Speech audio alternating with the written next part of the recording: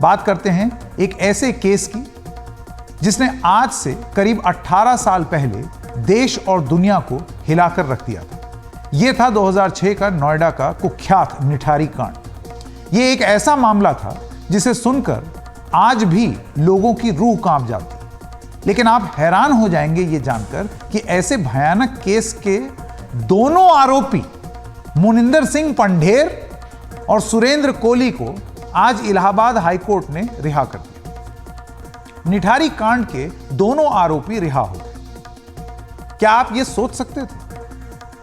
हमें तो यकीन नहीं हो रहा। निठारी कांड भारत में अपराध के इतिहास का वो काला पन्ना था जो नोएडा के निठारी गांव से लगे सेक्टर 31 की कोठी नंबर D5 तक जाता है। इस कोठी में 31 बच्चों की हत्या के आरोप कोठी के मालिक मुनिंदर सिंह पंढेर और उसके नौकर सुरेंद्र कोली पर लगे। लेकिन जांच में 19 बच्चों की हत्या, यौन शोषण, रेप की बात ये सब सामने आई।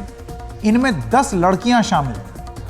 लेकिन इनमें से कुछ ने डीएनए सैंपल मैच नहीं हुए तो आरोपी कुछ मामलों में बरी हो गए। यह पूरा मामला एक लड़की की हत्या की जांच से खुला था और फिर कोठी नंबर D5 तक पहुंच गया।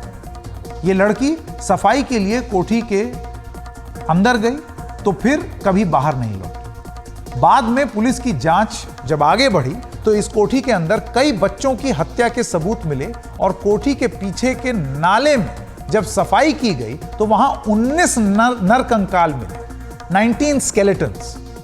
आरोप लगा था कि सुरेंद्र कोली बच्चों को कोठी तक बुलाता था और फिर वो और मुनिंदर पंढेर बच्चों के साथ यौन शोषण करके और फिर उनकी हत्या कर देते थे। इस मामले की तफ्तीश सीबीआई तक भी गई। सीबीआई ने पंढेर और कोली के खिलाफ 19 केस दायर किए। 2009 में गाजियाबाद की एक स्पेशल कोर्ट ने पंढेर और कोली को 14 साल की लड़की उसकी रेप और हत्या का दोषी ठहरा। दोनों को मौत की सजा मिली। बाद में पंढेर को अपील में राहत मिल गई। उधर अगले 3 साल में कोली को 5 और जो मामले थे इसमें अन्य मामले, क्योंकि आप याद कीजिए शुरुआत में कितने मामले, 19 मामले दर्ज थे, तो कोली को जो नौकर था उसको 5 और मामलों में अलग अलग मौत की सजाएं मिली।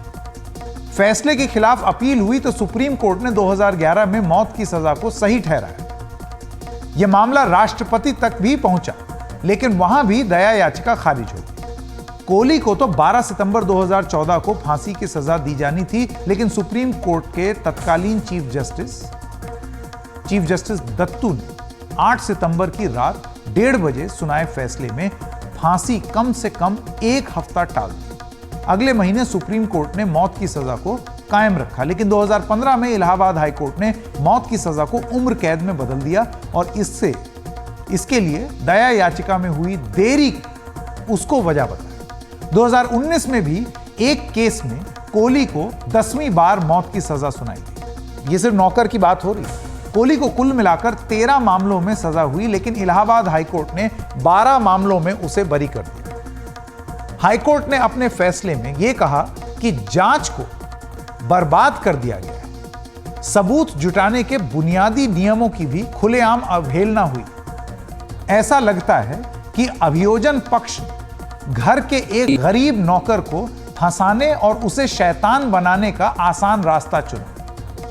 इस बात की परवाह नहीं की कि इस मामले में अंगों की तस्करी जैसे ज्यादा गंभीर पहलू की भी जांच की जाए। सीबीआई के पूर्व जॉइंट डायरेक्टर और निठारी केस की जांच के प्रमुख रहे अरुण कुमार ने इस फैसले पर हैरानी जताते हुए यह कहा है कि इसे सुप्रीम कोर्ट में चुनौती दी जानी चाहिए। ये 2 एक्यूज से रिलेटेड था। जहां तक मुनिंदर सिंह पंढेर का सवाल है, सीबीआई ने कभी नहीं कहा कि उसे मर्डर के बारे में कोई जानकारी थी या मर्डर का वो दोषी है।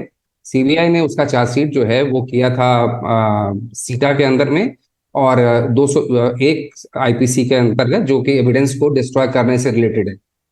अब सवाल ये है कि लोअर कोर्ट ने सुओ मोटो कॉग्निजेंस ले लिया था कि मुनिंदर सिंह पंढेर जो है वो मर्डरर है और उसमें उन्होंने जो है उसको ट्रायल करके उसको कन्विक्ट कर दिया था, जो सीबीआई ने कभी नहीं कहा। और तो सीबीआई का line of investigation regarding Munindar Singh Pandher कि उसने नहीं मारा बिल्कुल कोर्ट ने जो है उसको छोड़ के सही साबित किया है कि सीबीआई का line of investigation Maninder Singh Pandher के बारे में ठीक था। जहां तक सवाल सुरेंद्र कोहली का है, जो सेट ऑफ एविडेंस प्रोड्यूस किया गया है उसी सेट ऑफ एविडेंस के बदौलत एक केस में उसका ट्रायल कोर्ट से, हाई कोर्ट से और सुप्रीम कोर्ट से कन्विक्शन हो चुका है, उसे फांसी की सजा दी जा चुकी है। अब उन केसेस को जब यहां लाया गया है और आज के जो जजमेंट है उसमें उन जो एविडेंस दिया गया है उस पर डाउट किया जा रहा है। और डाउट करके जो जजमेंट मैंने जल्दी से देखा है उसमें बहुत सारी चीजें ऐसी हैं जो टेक्निकल ग्राउंड पर लगता है कि उसको छोड़ने की कोशिश की गई है। और जिसमें से पहला तो ये है कि जैसे उसको जो है, जो कन्फेशन उसका है वो कस्टडी में जो है वो टॉर्चर दे के लिया गया और उसका मेडिकल नहीं कराया गया, जबकि हकीकत यह है कि कंटिन्यूअसली उसका मेडिकल कराया गया है। यदि क्या वो मेडिकल एविडेंस सीबीआई ने प्रोड्यूस नहीं किया या उन डॉक्टर्स को प्रोड्यूस नहीं किया, ये देखना होगा। और यदि ऐसा है तो निश्चित रूप से हायर कोर्ट में अपील का जो है केस इसमें बनता है। जहां तक सवाल है कि कोर्ट ने यह कहा कि ऑर्गन ट्रेड का जो मामला है उसको नहीं देखा। ऑर्गन ट्रेड जो है नाली में फेंके गए ऑर्गनों से ट्रेड नहीं होता है। ऑर्गन ट्रेड के लिए बड़े सॉफ्टिकेटेड लैब कंडीशन में जो ऑर्गन निकाले जाते हैं और ट्रांसप्लांट किए जाते हैं, हम सब जानते हैं। तो इस ढंग के प्रश्न उठाना कहाँ तक जायज है, मैं ये नहीं कह सकता हूँ। जजमेंट जो है, मैं आदर करता हूँ माननीय जजों का जिन्होंने ये जजमेंट दिया है, लेकिन ये पूरा इसमें ग्राउंड बनता है कि इसको जो है वो सुप्रीम कोर्ट में इसकी अपील की जाए और माननीय सुप्रीम कोर्ट से कहा जाए कि जिन एविडेंसेस के बदौलत आपने सेम एक्यूज्ड को कन्विक्ट किया है, क्या वो जो है वो मान्य नहीं थे या उन पर जो प्रश्न उठाया गया है वो क्या सचमुच होना चाहिए। इस पर अपील जो है वो बनता है और अपील इसमें की जानी चाहिए।